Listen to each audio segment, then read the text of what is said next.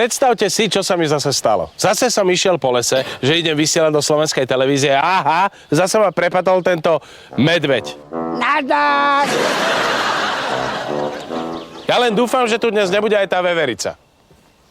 No dúfať môžeš, toto je môj strom. Ale zdravím vás, dobrý. No zdravím, dobrý. A vy tu čo robíte? Čo ako? No na tomto strome veď ma zožral Fedor. Fedor! Nazdar! No ja som bola len na plastickej operácii, viete, takže už je to v poriadku, prežil som to. Ale moc dobre vám to nespravili. Ináč, na vašom mieste by som sa tu dlho nezdržala. Hej, a prečo? Lebo o chvíľu dojde sup všetrt.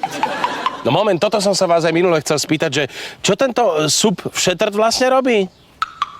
No vy ste si mali miesto tej plastickej chirurgie dať urobiť mozek. Čo asi robí sup všetrt? Páli to moderátorovi. Momentík, on akože všetko, ako... No ne všetko, ale všetko. Muž, žena, veverica, bobor, dážďovka, všetko jedno. No, myslíte ale to, že by aj akože mňa?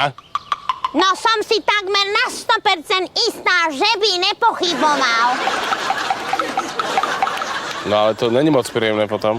No to není. A to ešte ja mu musím platiť svini jednej úžerníckej. Čo myslíte? Čo? Že toto je môj strom? To si prenajímam túto vyschnutú bukvicu. Had jeden mizerný subský. Úžernícky. 3 zdochliny mu musím dať týždeň. Minule som sa išla pozrieť k ceste, či si tam není nejaké mŕtve žaby. Ale oni nič, lebo poistka je vysoká, tak sa snažia prežiť. To ne, jak kedysi všetci sme sa rútili cestu, buď prežiješ, neprežiješ. To bol adrenalín. A ne teraz. Jedna žaba drží tabulku stop auto a druhé pokojne prejdú. No čo?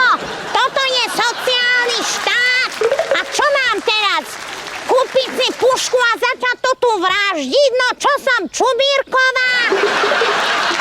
A vy sa ako máte? No, ďakujem celkom, tak ako dobre, len mám strach trošku z toho supa všetrta. Čo bolí, to prebolí. Nechcete si pustiť nejaký vtipný skeč, zasmejeme sa.